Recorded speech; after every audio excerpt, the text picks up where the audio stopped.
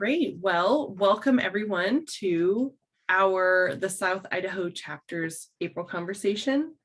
We're really excited to welcome our guest speaker, and we look forward to learning about Congressman Mike Simpson's Columbia Basin Initiative and how it aims to mitigate some adverse effects of climate change.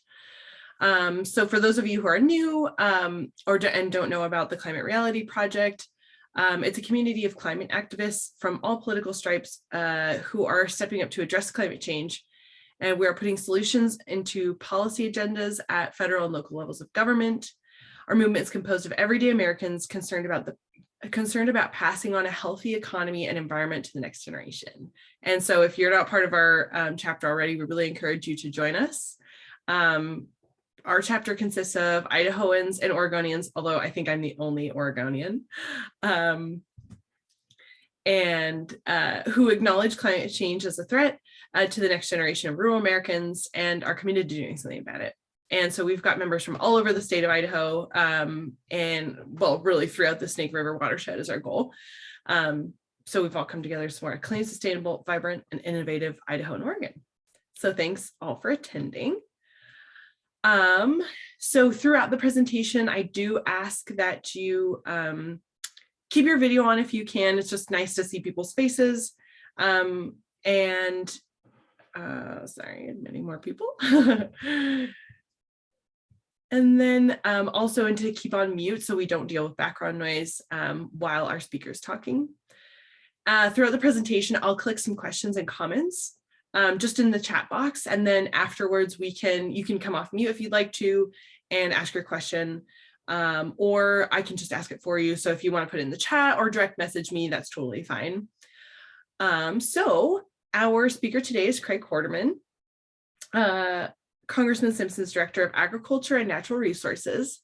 So, and in today's presentation, he'll delve into Simpson's motivation and reasoning behind this initiative and shed light on the predicted outcomes of the Columbia Basin Initiative. Sorry, that wasn't repeated. Criag graduated from Southern Illinois University in the year 2000, with a Bachelor of Science degree in marketing.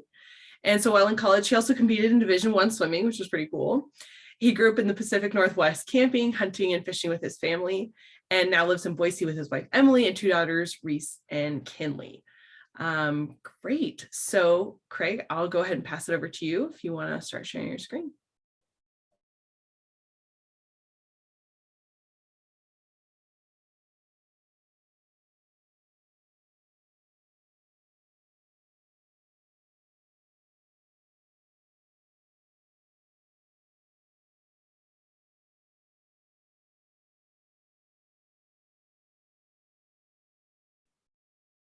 Criag, you're still on mute.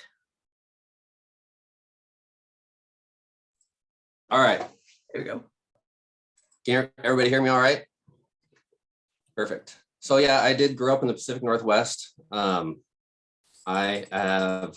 father was a commercial fisherman. Just a bit of backstory, I guess. My father was a commercial fisherman in Southeast Alaska for my whole adolescence up until I think I turned 30, got out of the business. But it's exciting to get into this initiative just because of that background I have and the knowledge of it. But it's something that I'm passionate about. My boss has been gaining more passion over this issue in the last 5 years since he's looked into it. But start this off here. So Mike's role, Mike sits he's a ranking Republican on the House Energy and Water Appropriations Subcommittee. And the subcommittee has jurisdiction over the Bonneville Power Administration that serves power to our area. And over the years, it's become evident that there are costs to the BPA and their customers that are also threatening their low cost power rate. So there's certain things that are going into their portfolio that are causing rates that we pay to increase. Congressman Simpson he's continually told that. Move that off your screen. Continuously told that the $600 million plus per year in fish costs that BPA was spending, plus the additional spill that was required by the federal judge starting in 2018, were costs that are both strangling BPA and increasing year over year. Those costs keep going up. The power customers were already threatening to buy their, have already been threatening to buy their power elsewhere as BPA rates are creeping up, becoming uncompetitive. So the Northwest has been caught in this unsustainable status or unsustainable cycle of conflicts over salmon energy. And for over 30 years, lawsuits, appeals, salmon management directives, and endless spending have prevailed while salmon energy and agriculture and transportation interests continue to struggle. The goal is to protect all stakeholders, maximize the benefits of the Bonneville system and the Northwest abundant renewable solar, wind, and hydroelectric resources, as well as giving our salmon a much better chance at recovery. The main concept that Congressman Simpson was trying to achieve with this plan is what do we want the Northwest to look like in 30, 40, 50 years for our children, their children, and the children after that. What are we going to leave to them? It's his, I mean, he's big on that, the future generations, and leaving it better off for them than we had it. So billions of dollars have been spent on litigation and failed mitigation and recovery plans. There are ways we can stop the never-ending lawsuits, and we can have people and fish, and not pitting people against fish, creating that never-ending battle against the salmon and the fish and people that rely on all the resources that river provides. This is an opportunity to create our own path forward to invest in agriculture, clean energy, local economies, and more. The infrastructure investments in this comprehensive proposal would allow producers to affordably maintain our region's diverse agricultural interests through one example, and this is just kind of a snapshot at the Snake River Basin, would be funding for animal nutrient research and development, which would be $400 million. I believe there's also that similar funds that would be allocated to like the Willamette Basin, other basins in the region that rely on agriculture and cattle. Ways to try to figure out ways to harness the methane from waste from those animals. And then a 25-year voluntary watershed program to improve and enhance water quality and temperature. I'll touch on that a little bit more, but it's similarly set up for the Snake River Basin. Some of the other tributaries like the Yakima, the John Day, the Willamette, there's programs in there for agriculture interest to voluntarily join. There would still be there'd be I guess I'm trying to think of the right word, limitations as to what they can do. They still have to follow a lot of the rules and guidance from the Clean Water Act and Endangered Species Act. The Snake River transportation is another big part of that, is how do we get grain from northern Idaho, Lewiston, the port of Lewiston, which is, I think, one of the nation's inland ports. So the idea would be give them a $3.6 billion grant or fund that would go into a fund if, depending on when this would be enacted.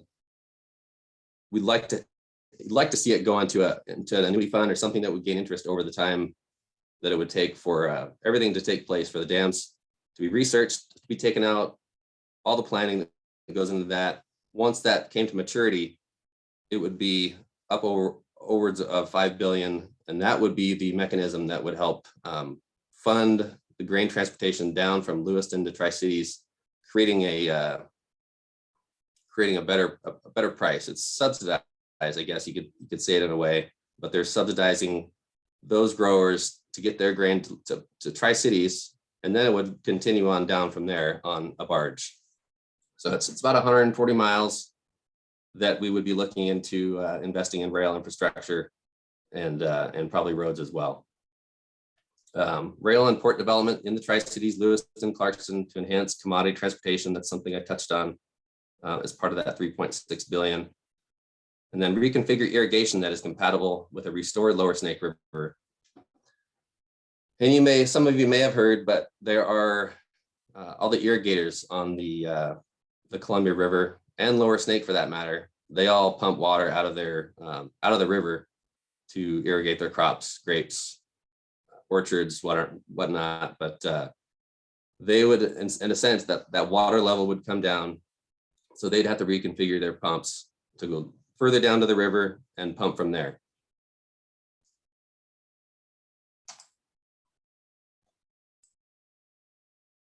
And then $10 billion would be available to BPA for clean, firm power replacement. Specifically, the framework includes $10 billion towards energy replacement that the BPA or another entity would use to fund for projects like renewable battery storage, pump storage, hydrogen storage, small modular reactors. And with the base at Hanford, I guess it's not a base anymore, but the Hanford nuclear site would be an ideal spot to house a couple of 6 packs of small modular reactors to, in essence, place the power provided by those dams. We also would look at increased transmission capacity, demand response, energy efficiency, and any other means as determined by the BPA and the Northwest Power and Conservation Council. One thing that Congressman Simpson has really hit home is that the replacement power must be online before any dam is bypassed. And the pump storage and new battery technology and small modular reactors would create effective combination for replacing energy. This also the big part of this proposal for, I guess, for the city of Lewiston, and this is kind of part of the concept that I like, is that the framework calls for the creation of the Snake River Center for Advanced Energy Storage to be hosted at the PNNL, the Pacific Northwest National Laboratory, which is there at Hanford. This would be a $1.25 billion Department of Energy-led program with a mission to develop advanced energy storage methods to capture abundant Northwest hydro, wind, and solar on a system-wide basis. So that Lewiston Clarkson Research Technology Campus would be a way for the schools around the area and the state, for that matter, to partner with PNNL and research battery technology as we move into the future with cars, and we're also looking at probably semis not too far off. I think there's a few of them that are starting to hit the market, but just ways to get that battery technology effective enough to where we can begin to store more energy in batteries and use it for energy down the road. And then the transmission resiliency and optimization would be $2 billion. This is something, the borrowing cap was part of this concept.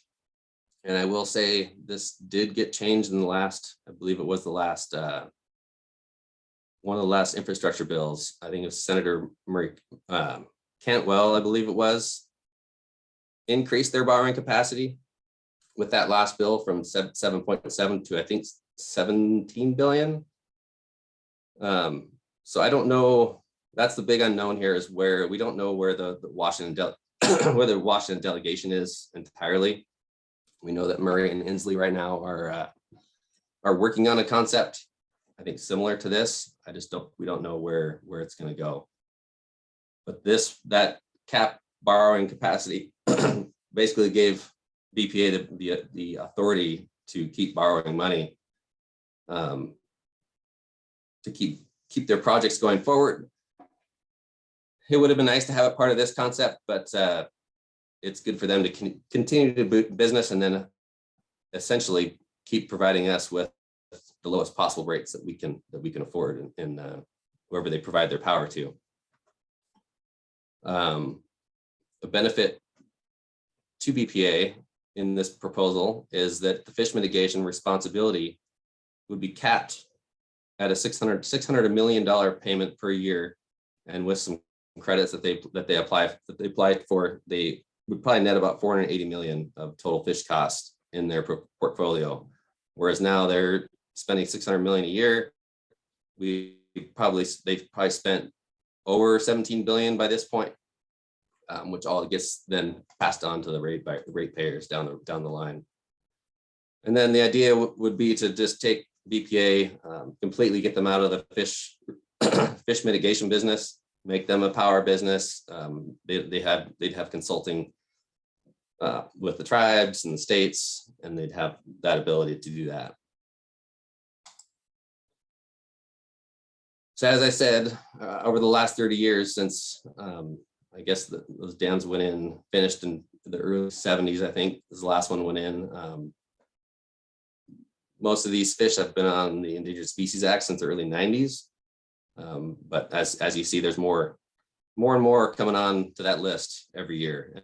And with Idaho salmon, it's pretty low numbers at this point.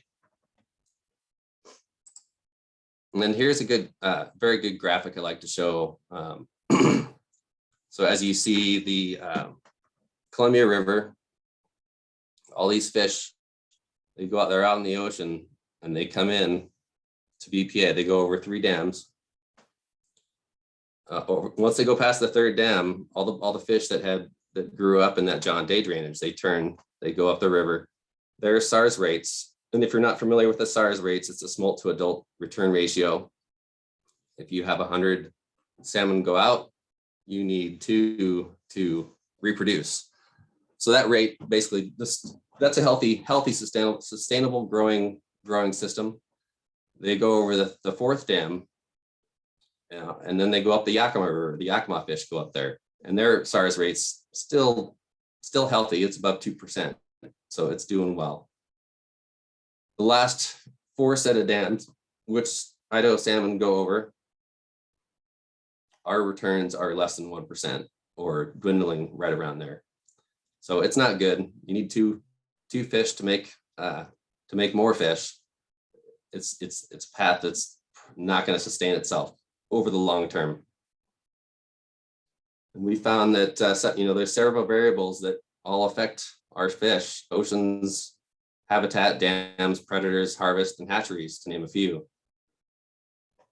But it's become apparent that most significant variables harming Idaho salmon are the poor ocean conditions, which we can't do a whole lot about on a personal level. We can all do our part. The global warming, climate change is leading to warmer northwest reservoirs, which provides significant strains on our salmon. I expect this to continue or worsen for the coming decades. For instance, Dvorak Reservoir up in northern Idaho, they release water out of the bottom of that dam to help cool the river system in the summertime when there's some fish in the river. They get that water out there, it cools it down. It's just becoming a point where we can't get that water to where the fish need it to be. And then lastly, the 4 lower snake dams are just too much. Once those fish are traveling 900 miles, and those 4 dams are 4 more impediments in their way. The other thing I don't know if I would like to touch on is kind of in relation to, is we have something in Idaho called the Snake River Agreement, which all of our southern Idaho farmers and producers that use those grounds, the Snake River Agreement through the Nez Perce tribe, we are directed to send up to 487,000 acre feet of water down the river system, or north, I guess, into the Snake River, so that it's there to help push fish out down the river when they're outgoing in their smolt stages. It's also there to help the irrigators maintain those pools that they're allowed to pump from. And it also keeps the river full in order for the barging to happen. And with our southern Idaho's diminishing aquifer, we would like to have that water to help recharge the aquifer a little more, and also help our farmers irrigate their crops. As we're dictated to send that water down the river. And it's about enough water that you could farm probably 2 million acres of potatoes that we're sending away every year.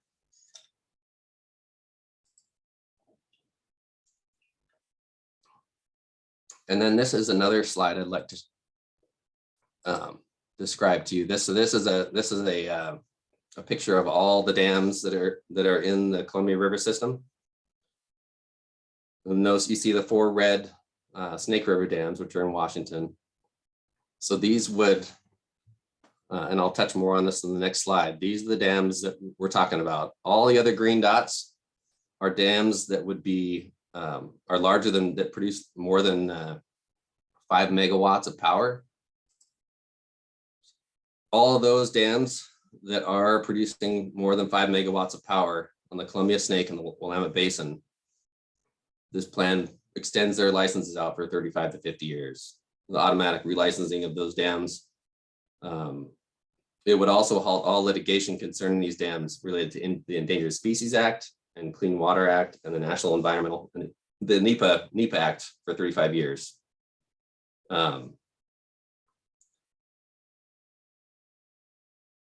So that those 2 mechanisms are, I would say, were, I think, one of the big bargaining chips for the congressman when he was researching this.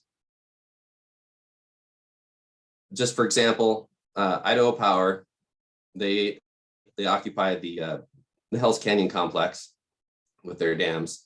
They've been attempting to relicense their dams for, I think, over 25 years, and they've spent more money attempting to relicense those dams as it did to build them. So this goal of locking in all those dams would alleviate that headache that they go through. They've been going through for the past 25 years to relicense their dams. It would lock them in, get them to continue operating their system.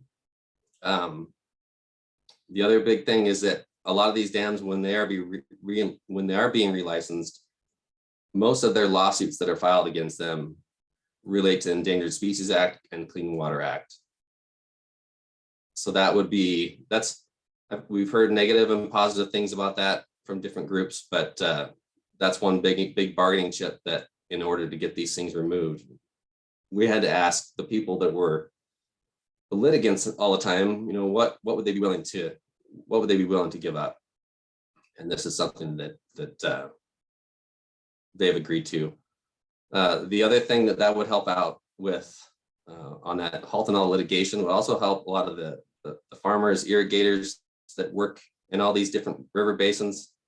It would also exempt them. They would have to join this voluntary program to sign up for it. So they'd still have to follow pretty strict guidelines and rules as to, you know, what they're dumping in their water. They wouldn't be exempt wholeheartedly. They'd have to have a good, honest effort at abiding by all the rules. But they would be exempt from the Endangered Species Act and Clean Water Act as well, because those things are also detrimental to their business. But as long as they follow those guidelines that are set by them, then they can continue on with their farming and hopefully make everybody whole. And then the dam mitigation and indemnification program, the voluntary removal of mitigation of dams and diversions, 500 million, and liability protections for dam owners, the 500 million. So there are some, I guess, safe stops for the people in that business. And then here's kind of the general plan, fund-wise, what the congressman has come up with. It's the best estimate of what we've learned, that removing the earthen berms and sediment would be the best way, instead of going in and taking those concrete structures out, which would cost a lot more resources. You leave the concrete structures in place, take the earthen berms to bypass the river around those. That's 1.4 billion in the plan. Sediment mitigation fund is 400 million, because every dam would have to be removed one by one. First, removing all the sediment ahead of the dam, and so that it all doesn't wash down river. And that would be a staged plan, doing one at a time. And then there'll also be a need for restoring the river corridor, and there's funds in there for that. And then the lower Snake River corridor road and rail and study and mitigation. This is something that I touched on a little earlier, but we would need to look at developing some sort of rail system. We'd like to have the grain growers and those folks up there that use it help design that and work with us on it. But that would be some funds in there to study that progress until those dams came out. We'd have time to look into that. And then improving water quality, watershed partnerships, which I touched on a little bit. The 700 million would be for the Snake River. Be working groups to improve water quality and quantity. There's also a program set up, partnership set up for some of the other basins in the system. And then a total of the animal nutrient management, there's 1.6 billion in the plan. Idaho Snake River Basin, we would get about 400 million. And there's quite a bit of this. There's a little bit of this technology going on in Idaho. We've got a plant here in Boise that researches turning nutrients, animal nutrients into power. They don't produce a lot of power yet, but I think the technology is still evolving. And then, of course, once this all, Lewiston would have to be invested in, I guess, as a community. They would need the waterfront restoration is a big part of it, because from people we've heard that saw the drawdown, I think in the 80s, it didn't look pretty. So it's going to need a little work. And then the Snake River Center for Advanced Energy Storage would be a Department of Energy program that would be beneficial to the community. The Economic Development and Compensation Funds is 875 million, which includes recreation, tourism, and commercial interest. And then also this, and I don't know how this would be, you'd have a free flowing river, right? Again, granted, it may not be the most exciting river, but you'd have another area. If any of you folks raft or spend time on jet boats, it would be another lower Snake River recreation area. It does have a lot of recreation now. It would just be in different forms. And then this is a once in a lifetime opportunity to shape an investment package that brings abundant salmon and steelhead back to Idaho, maintains Idaho's agricultural legacy, secures reliable and affordable clean energy. And one of the big ones, I think, is honor commitments to the Northwest tribes, strengthen local economies. The tribes are one that's it's a tough issue because they've been here for hundreds of years. And I hear my boss talk about this all the time. Is like, what good are those treaty rights if we don't have any fish? Because they're allowed that right to fish in their native grounds as in perpetuity. And if we don't have any fish, then they lose their right. They lose their fishing ability. And then that's the end of my presentation. But these are a few questions we get commonly asked. What about predators? And that is a big one. But all those fish that go through those 4 Columbia dams, the predators don't discriminate which fish they're eating. They don't pick out the Idaho fish.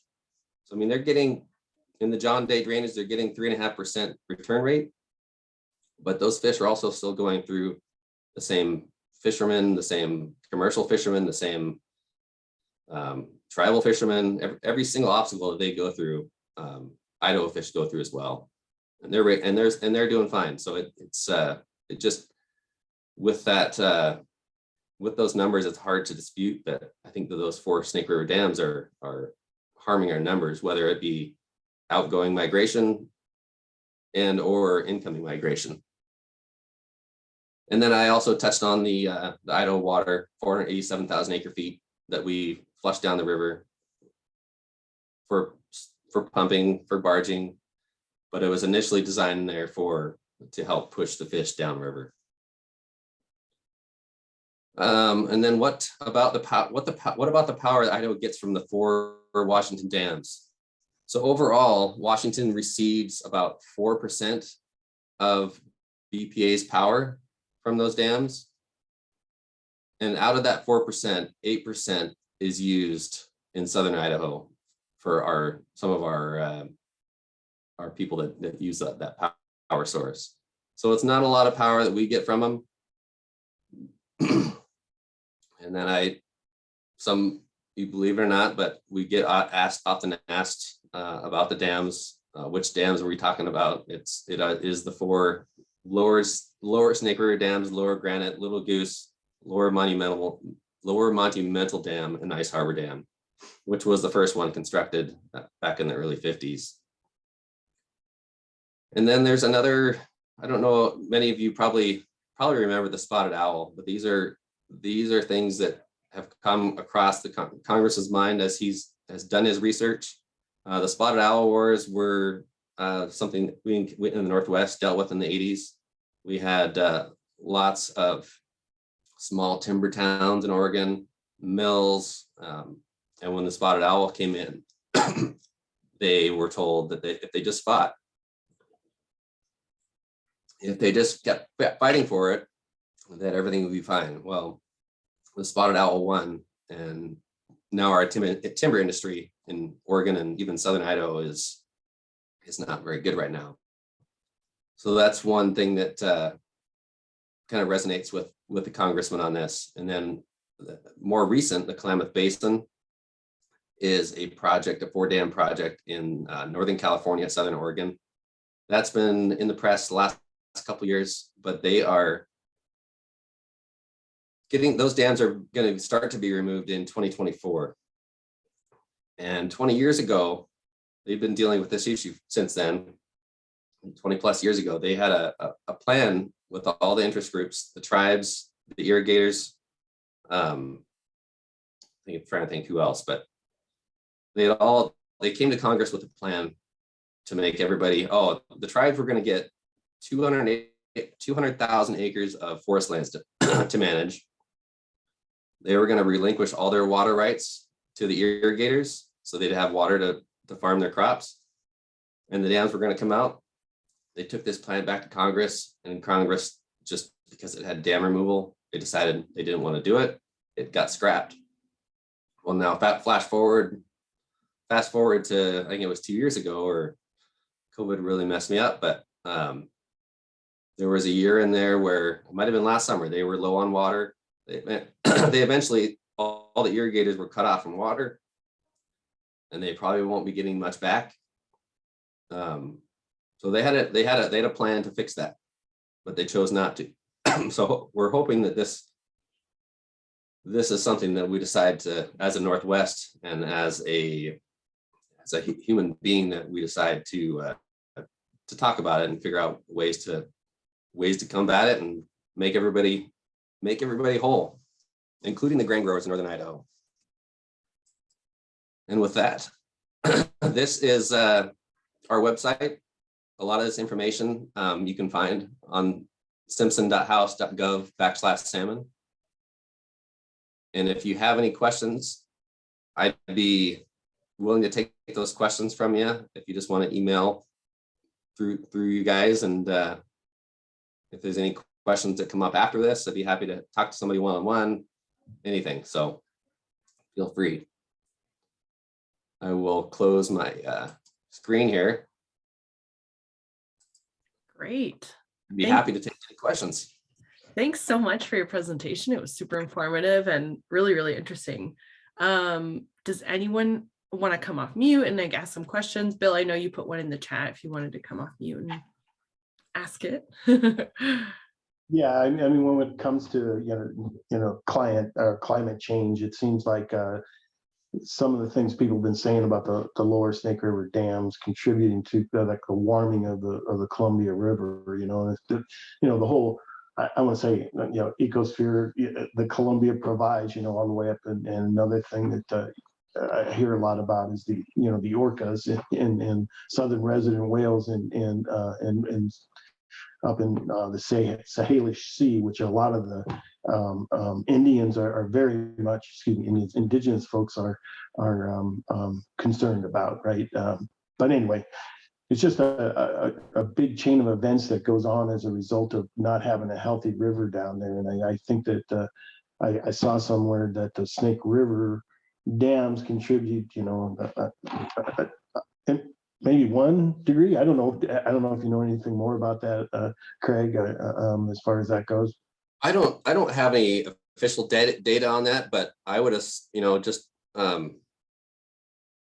I would think that they do. I mean, they're 4 pools, stagnant pools that are sitting there in high desert country.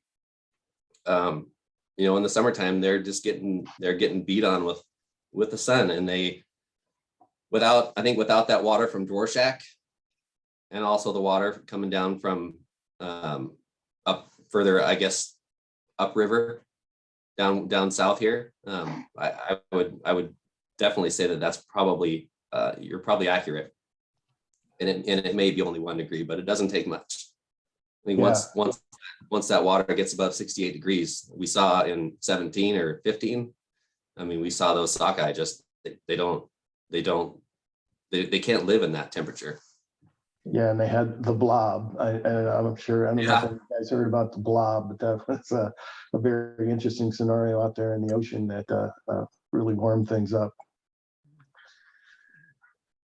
Another thing, Craig, that I've learned is that, how closely tied the indigenous people are to these fish. I mean, it's so much a part of their culture that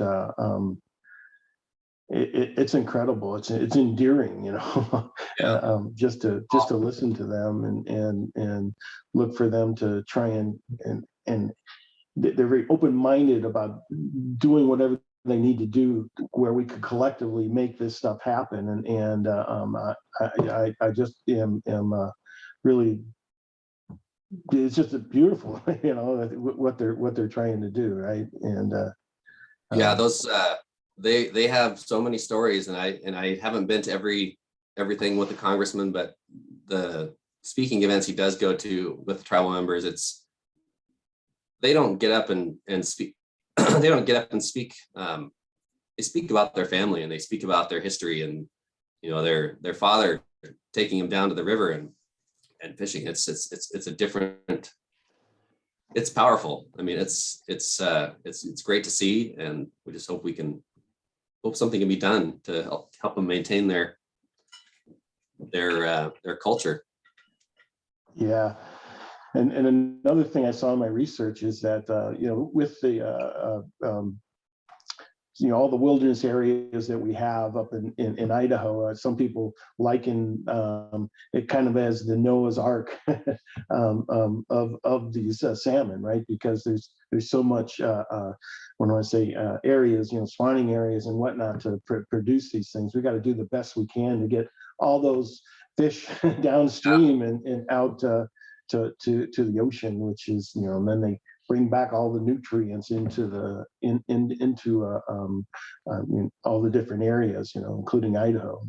Yeah, well, you talk about the nutrients. All those fish dying in the riverbeds, they get carried up into the forest by critters and whatnot. I mean, it's amazing to see rivers that have fish and rivers that don't, and just see the amount of growth in that system. I mean, I grew up in Pacific Northwest in Washington, so we had green, mossy, just super vibrant systems, and it's different. It's different here.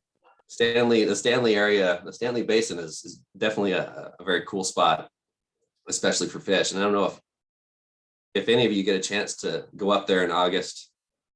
And I don't know, Robert, if you've been up there, but it's a fun time to go up and try to see some fish spawning. Just to think about where they came from and where they went, it's impressive.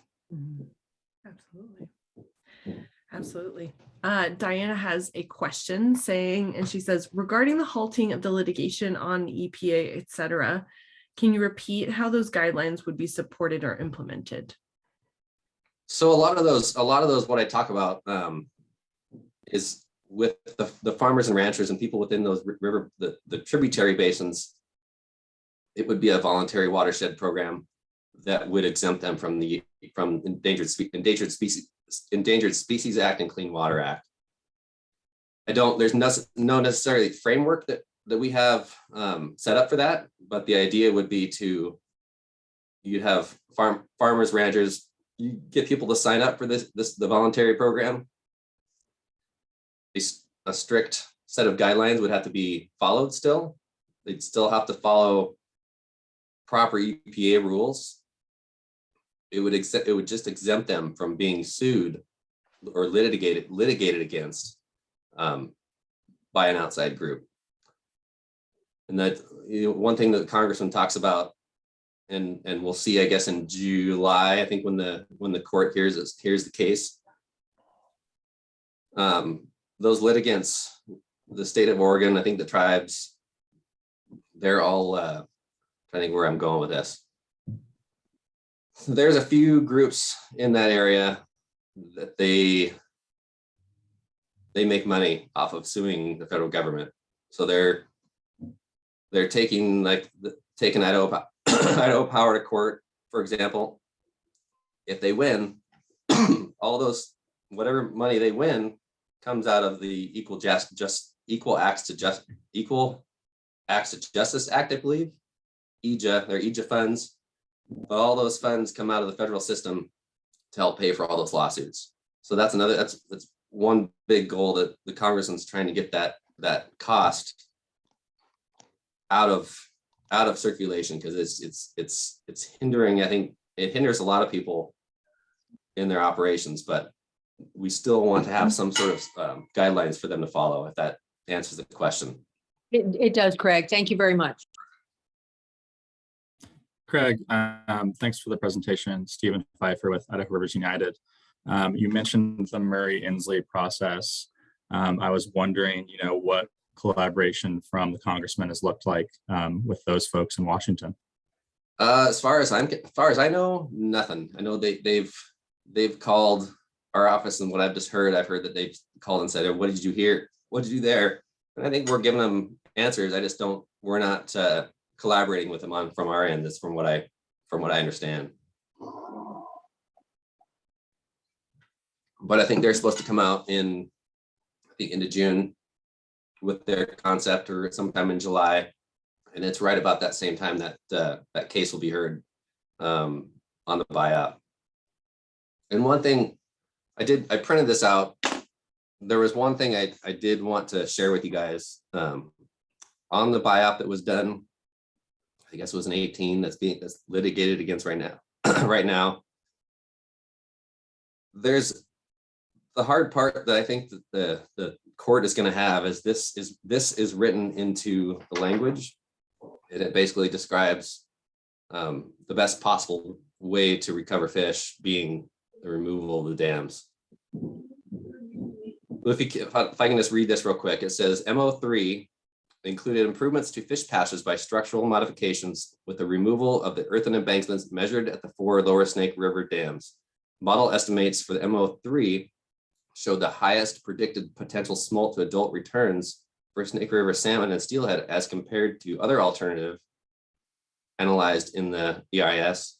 Quantitative models results from both CSS and MMFS lifecycle models are available and indicated. So what they've written in that buyout basically says that the best case for removing or recovering the species is to remove the dams. And I think that's going to be a hard thing for a judge to overlook when they're going through that buyout and hearing that case.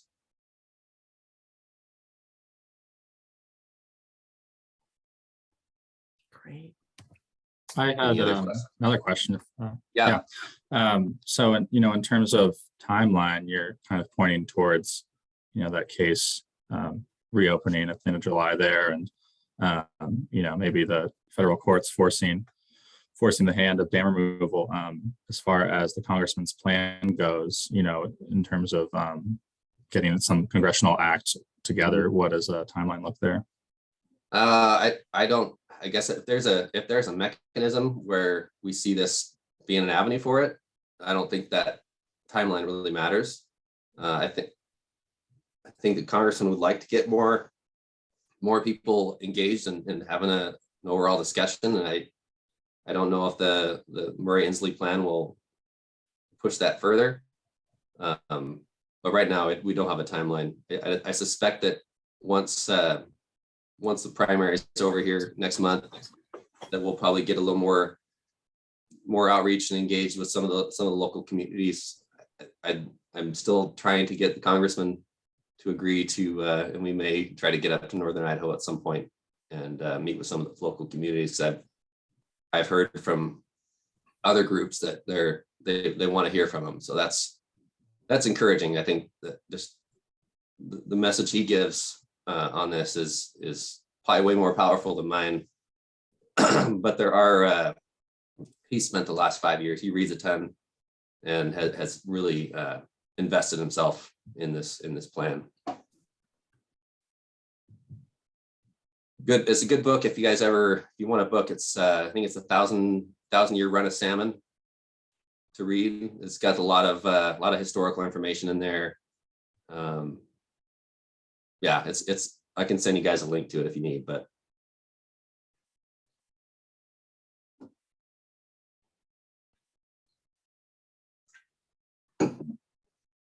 any other questions? Oh, there it is. I just put it in the chat for anyone that wants to. Yeah, I recommend it's a good read if anybody wants to learn more about the fish and the history of it. And it's I don't want to give away the book too much, but it talks a lot about just the evolution of mankind as we developed, England and Ireland and their plight with fish and salmon and dams. They were having the same, granted different contexts. They were having the same conversations 200 years ago.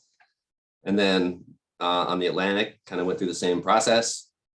Dams, salmon didn't mix, so they saw a lot of their salmon go away there, and it's just kind of slowly moving west. And I think our last, in my opinion, the biggest and last wild round of salmon is the sockeye up in Bristol Bay. Is pretty cool to see.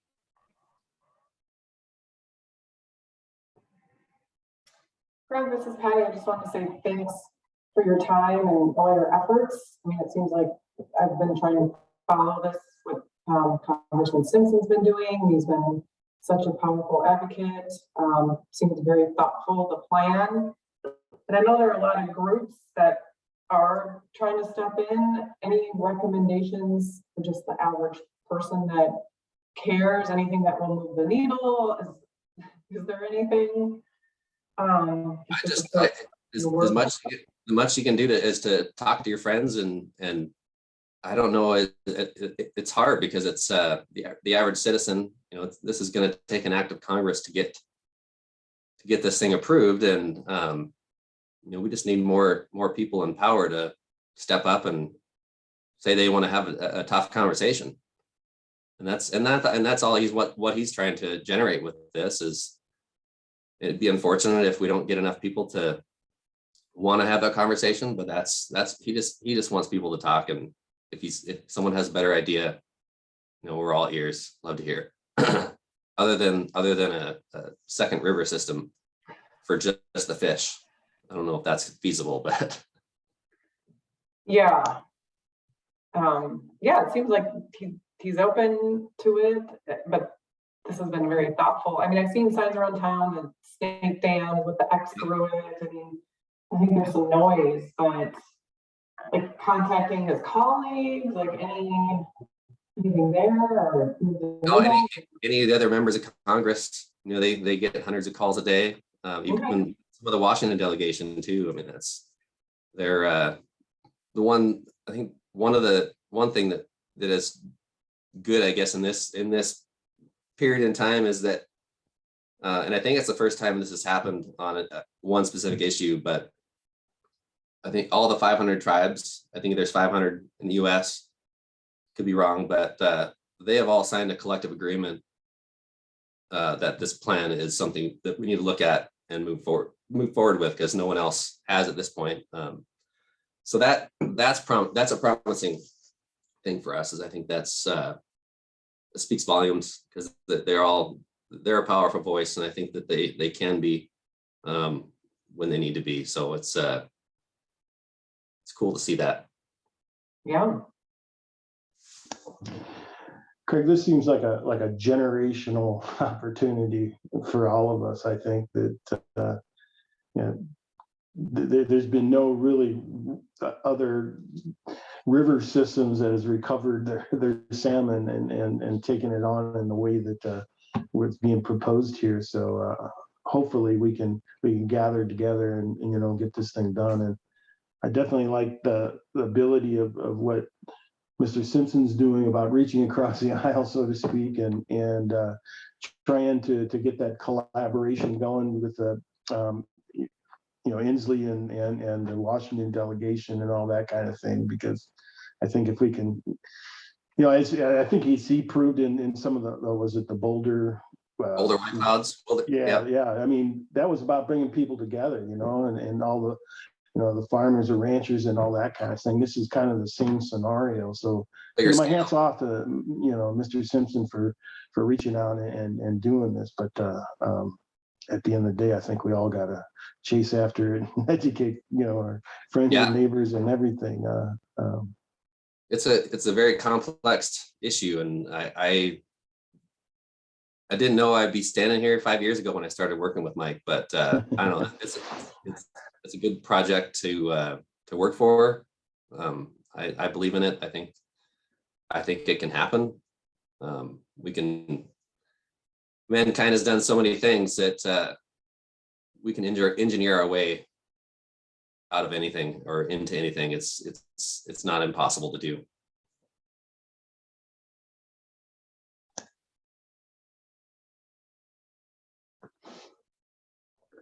That's great, Craig. Any other questions?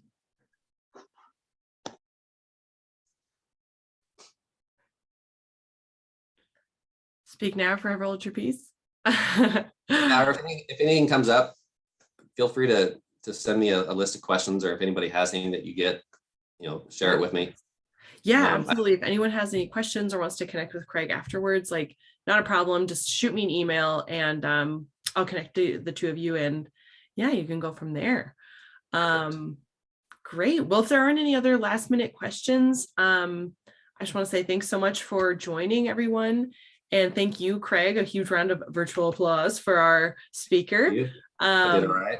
Yeah, it was wonderful. And very informative. So thanks so much for joining us today. And we hope to see you all soon at our next chat is sometime in June. So I will be sending out another flyer like I did before, so that y'all can join.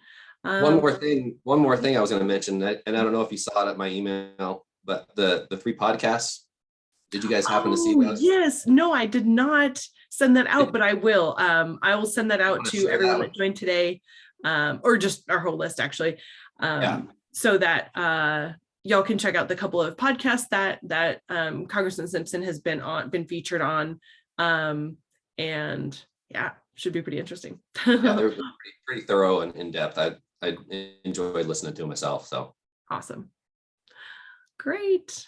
All right, thanks everyone. Thank you. I appreciate it. Yeah, have a great day. Thank you. Thanks, Craig. Thanks, everybody. Nice to join you.